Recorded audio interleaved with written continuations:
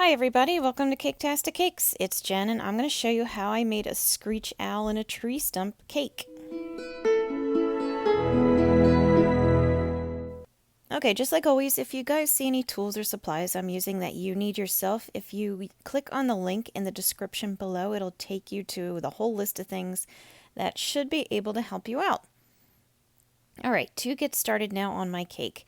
I made a cake. This was a 6-inch cake. I baked 3 of them, stacked them up one on top of the other, cooled them in the fridge, let it, set, dirty iced it as you can see. And I just carved kind of like a little hollow out of the front there. That's going to be the little groove that my owl's going to sit in.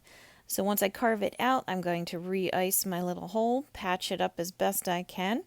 Looking good, looking nice. Stick it back in the fridge.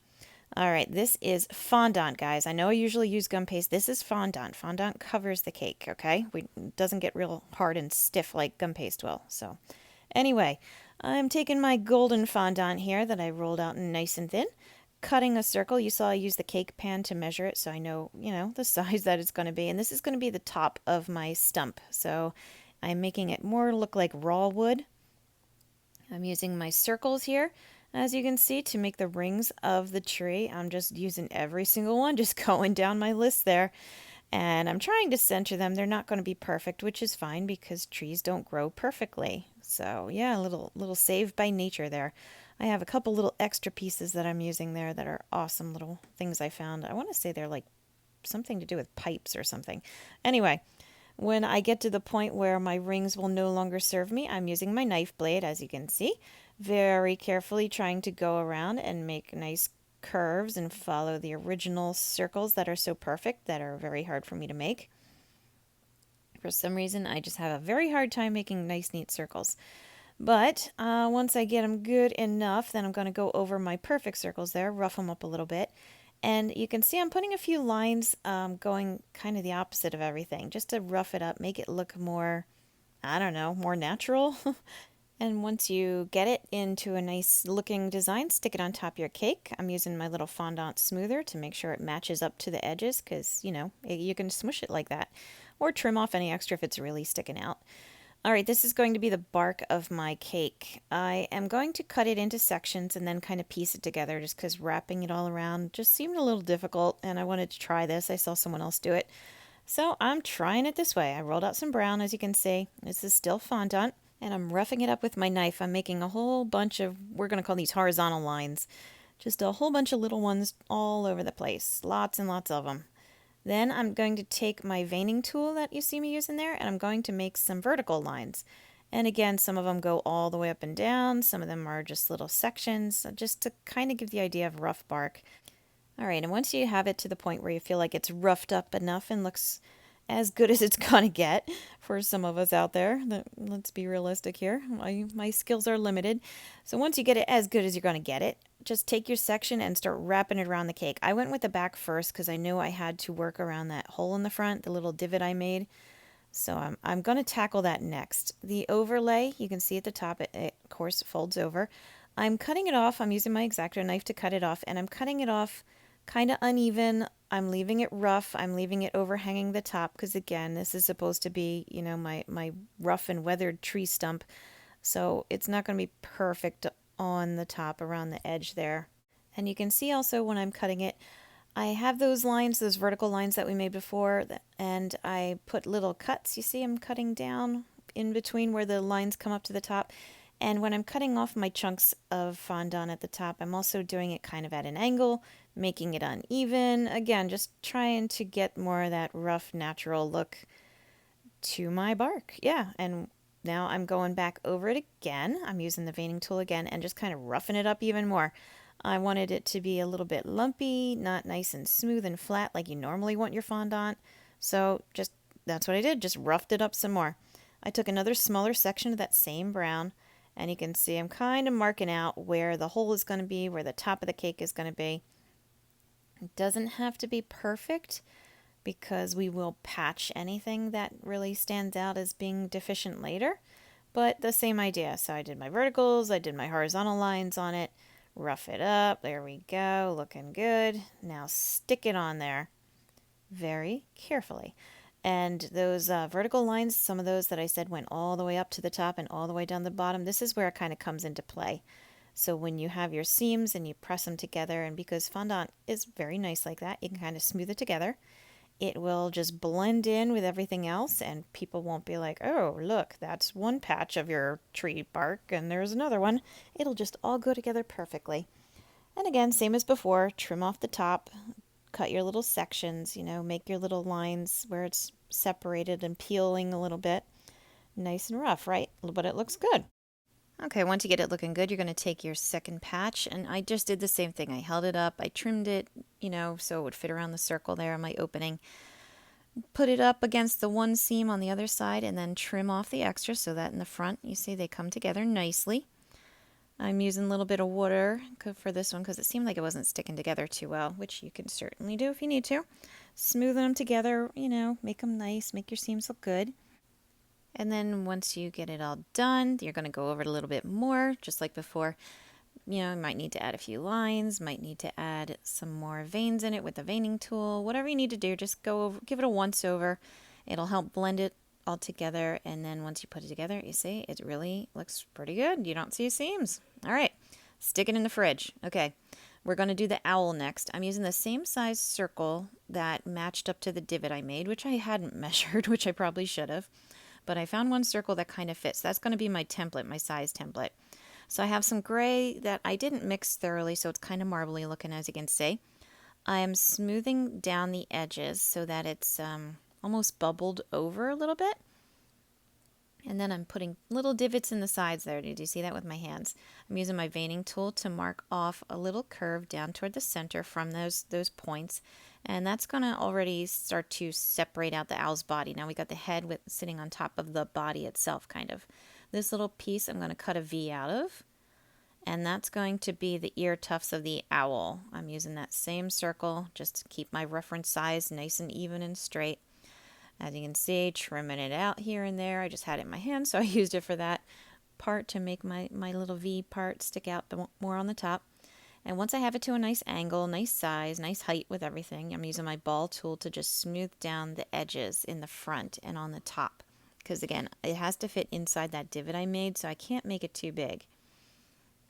I'm using the one edge of the veining tool to kind of flatten and press down. I'm starting to make feathers, basically. And the little tufts that come up over the owl's eyes kind of are almost like eyebrows as well. So I'm using my veining tool to separate that out a bit. I'm going to use it on how I'm kind of pressing down in the center more. And then on the sides too to separate it out, give them more of a tuft. I'm going to trim that little nip off the front there, and I'm using like a yellowish brown. I think I took the gold and brown and mixed them together to make the beak, and the beak is just two kind of ovaled off Tic Tacs, more pointed on the ends. And I laid one, as you see, horizontally, and then one up and down. That's it. That's the beak of the owl. They're very small. Use my ball tool to make 2 eye sockets. And then I'm back to my veining tool to add more flowers. And I think I mentioned this. This is gum paste. I'm using gum paste now because I want this owl to hold its shape. I don't want it to move once it's hard, and, I want it to stay still. So I'm using gum paste for this. No more fondant here. Okay, back to my veining tool. I'm just adding more detail with it to make it look more like feathers. I'm going around the body, as you see. I kind of outlined those original lines we made to separate the head from the body. I'm going around the eyes themselves. I'm putting some rough stuff in. I had found a picture of a gray morph screech owl. That's what I'm following. So I'm kind of doing some heavy lines and heavy markings where his feathers were really, really standing out with the detail. So just rough them up. Just keep roughing them up. You can't really do too little with this. I'm using both sides of the veining tool also. One side has a thicker point than the other. So for the broad ones, like around the eyebrows and everything, I use the bigger one. The smaller one I'm using for the smaller details, the smaller feathers. I'm adding, as you see, a little ball of the same gold. This is still gum paste though, not fondant. To the eyes, because my owl has nice yellow eyes. Just a little ball. You see I'm lifting up that V that we made earlier. I hadn't connected it yet. I kept it loose so that I could move it around. Once you're ready to anchor it down, though, that's when you add the water to it.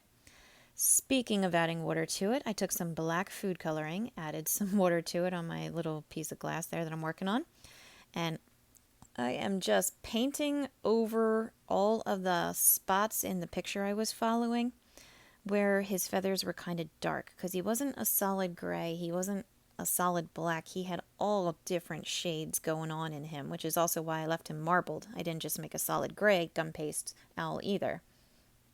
So I'm going around the edges. Those spots that I really roughed them up heavy are the ones that I'm really accenting with the black wash here.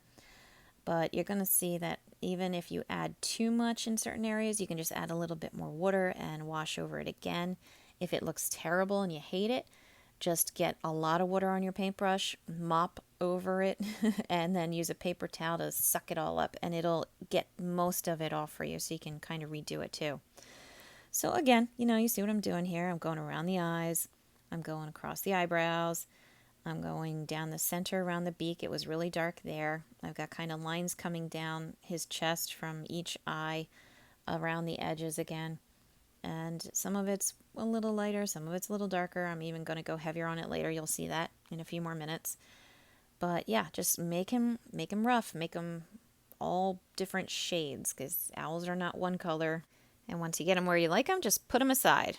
Okay, we're coming back to the cake because we're about to put it all together now. I took it back out of the fridge. It's nice and firm. I'm using another piece of that same fondant, back to fondant, to cover the top part behind the owl because I realized since I made the divot where his head and neck, or his head and his body connect, you would see behind him in his little hollow. So once you put that in there, you can tuck him in and oh, look at that. You got an owl busting out of your cake.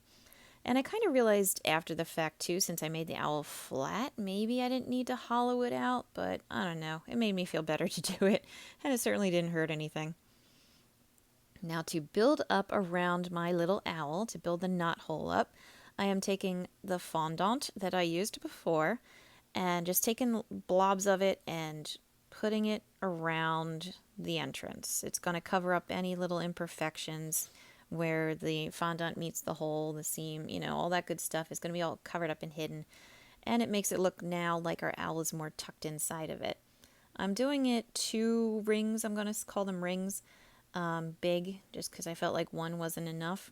And you can see it looks kind of like I'm just smashing Play-Doh or something onto it, but it's okay. It'll all come together in the end, right?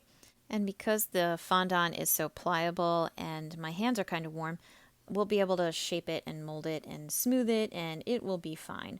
So once I got my two rings there, I'm using my ball tool, and I'm just kind of, like I said before, just blending it in, just kind of rubbing and smoothing so we don't have quite the outstanding seams that we did before.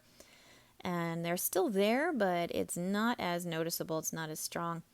I want the knot hole to be kind of rough too, because again, when you see a knot hole in a tree, it's never a perfect, lovely little circle. It's very beaten up, it's very lumpy and uneven.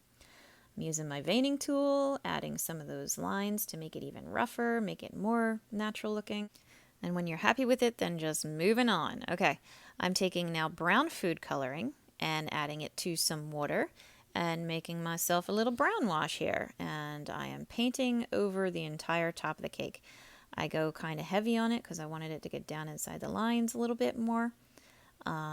It's good that it's uneven, I think, because again, trees are not even, they're not perfect. Taking that same brown and water mix as before, going over the entire cake now, except for my owl. I'm going over all the bark, going along the top edges. If you're going to follow this, tutorial then and do this part too, don't forget to do the inside part of the bark that sticks up around the center there. So make sure you get that part too. And you get in all those cracks, get in all around the owl. You got to be real careful not to paint your owl because that stinks when you do that. You got to make sure you get all your little spots. And when you're happy with it, go back and add some of the black. So I took some of the black with the water and did the same thing too. All right, now it's very shiny, I know, and you see I'm using my food coloring marker to add the pupils of the eyes. That was, I think, the last part of the eyes that I did. And don't worry about the shininess that I mentioned. It's going to dry, and once it dry, it becomes more matted, so it'll be better. It's not going to be like a shiny owl cake in a like a porcelain decoration. Is what it kind of reminds me of now. And as you can see here too, I'm using that same black food coloring marker that I used to make the pupils, again to go over the owl, and I'm following some of the deep lines that I made and the darker spots that I saw in the picture of him, and just go in little tiny lines, just little hashtags here and there. And you don't have to do this, but if you do, it's just more detail, and he looks really cool, right? So, hopefully you like this video and you found it helpful. Please like and subscribe because I like that and I find that helpful.